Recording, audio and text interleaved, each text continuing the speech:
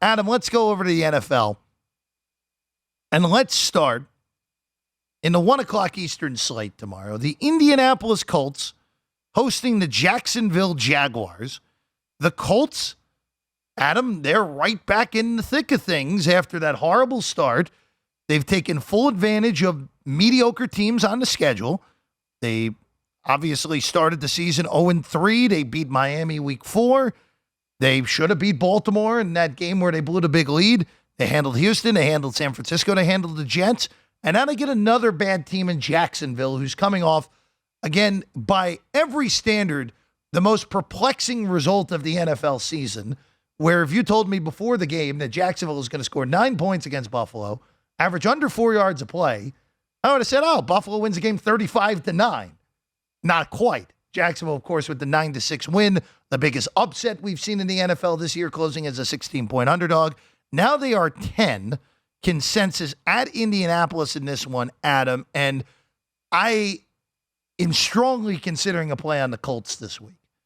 Because even though it is, again, it's hard to cover back-to-back weeks in this league is a double-digit favorite. They covered last week all numbers, even though the Jets were very close to basically banging down the back door and busting on through in the end. They covered as a big favorite against Houston earlier in the year as well. Even though that was shaky, that was 10-3 for a long time, and then Davis Mills threw a pick and the floodgates were open. But, Adam, can you talk me off of Indy here? Or are you in the same boat here? Because this feels like a good spot for Indy to roll up on a team that's coming off a big win where they didn't even play well. No, I really can't talk you off of Indy here. I don't see enough compelling reasons to try and play Jacksonville in this spot. Look, the Jaguars are 6th in rush offense DVOA, but the Colts are 2nd in rush defense DVOA. The Colts have had massive problems defending the pass here so far this season. We, of course, saw that last week against the Jets and Mike White, but they've done a really good job stopping the run. And, Urban Meyer wants to have this super balanced offensive playbook. He talks about 250 passing and 250 rushing, like he's still a college coach yes. or whatever. Rutgers ain't on the schedule, Herb. No, definitely not. And, look, you look at this Colts team, and the reality of it is, they're top 10 in yards per play on offense now. They run the football very, very effectively. I guess one mild concern you could have is that Jonathan Taylor was a little bit banged up in the first half last week, but then wound up having a massive second half, so that should put any of those fears to rest. Look, the thing of it is for me is that Carson Wentz is actually playing pretty well in this offense. Is. You take away the 1 or 2 really awful decisions he makes per game, and he's playing quite well. So I can't talk you off of this. I think the Colts defense is better than what we've seen here so far. Jacksonville's scoring on under a fourth of their offensive possessions, just points in general, not even just touchdowns. So I just don't see how Jacksonville keeps up here if Indianapolis keeps doing what they've been doing offensively. Yeah. Adam, I think the biggest thing more than anything here for Indy, who, again, they are squarely back in the AFC playoff race. They're not going to catch Tennessee. I know there was one talking point on social media, and I know you can't go off social media as a barometer for anything, Adam, but you're in a scenario where people are like, oh, Tennessee, I got to get out of my Tennessee bets to win the AFC. No, you don't. Why bother? If anything, just put 1/10 of your bet on Indianapolis at 9-1 and go ahead. But look, it's one of these for Indy where you look at the remainder of the schedule here. After this game, there are back-to-back brutal games on paper for Indy. They play at Buffalo, who, look, if Buffalo somehow bites it tomorrow against the Jets, that is the ultimate bounce-back scenario returning home. And then Tampa Bay, where 2 games they're going to be pretty reasonable underdogs in both of those games. But then after that, they get Houston again, they get Jacksonville again. But when mixed in with the Patriots, Cardinals, and Raiders in there, they have to take full advantage of the bad teams left on their schedule. So far, they've done a great job of this. I think this is a rolling by Indianapolis tomorrow. Yeah, I think so too. And I think that that's something that doesn't get enough respect in the betting community is when you play to or above expectation against bad teams. Because look, all you can do ultimately is play who's on the schedule in front of you. Mm-hmm. And if you take care of business against those teams like you're supposed to, I think that's something that bettors should look at a little bit more favorably than they actually do. Look, I understand the Colts have, stumbled in some of their games against, superior or equal competition. That's fine. That's not what Jacksonville is. Jacksonville is nowhere near equal or superior to this Indianapolis team. One other thing I'll mention here real quick, Jeff, something that I think all of us are guilty of, not paying enough attention to special teams in our football handicapping. Yep. Jaguars are 6 for 11 on field goals, 12 of 15 on extra points, which, by the way, they've only scored 15 touchdowns this season. They have really big special teams issues as well, and that's typically the mark of a bad team.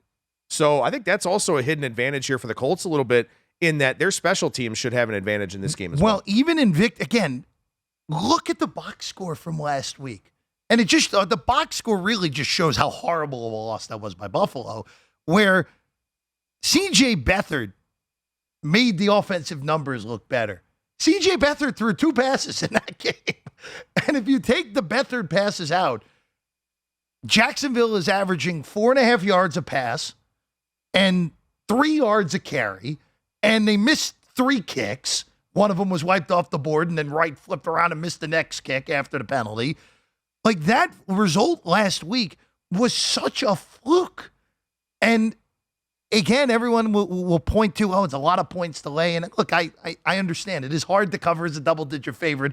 No, this is the third time Indy's been a double-digit favorite, and they're under 500 this year, and they've covered the first 2. But, Adam, we're talking about Jacksonville, who's team 31 still to me. Houston's the only one who's worse. So, Indy, -10. I think I might be adding that to my card before this show ends, because the 10s are still the predominant number out there. I do see a 9.5 at WinBet, so maybe a 9.5 does kind of show up here somewhere on the board tomorrow morning. That will be, maybe I will be patient and wait till tomorrow morning. Might as well. I mean, what's the harm in being patient? I don't think this gets back up to 10.5 market wide. You'll find a 10, pretty much anywhere you want to tomorrow. You have some 10.5 still out there here in town. MGM has a 10.5. South Point has a 10.5. So there are some 10.5 still out there here in town. But I tend to agree that they're probably going to trend the other way. Let's go to one where the dog has been taking some action. And I want to ask you this question, too, because I was batting this around with Wes Reynolds on the phone before I came into the studio today.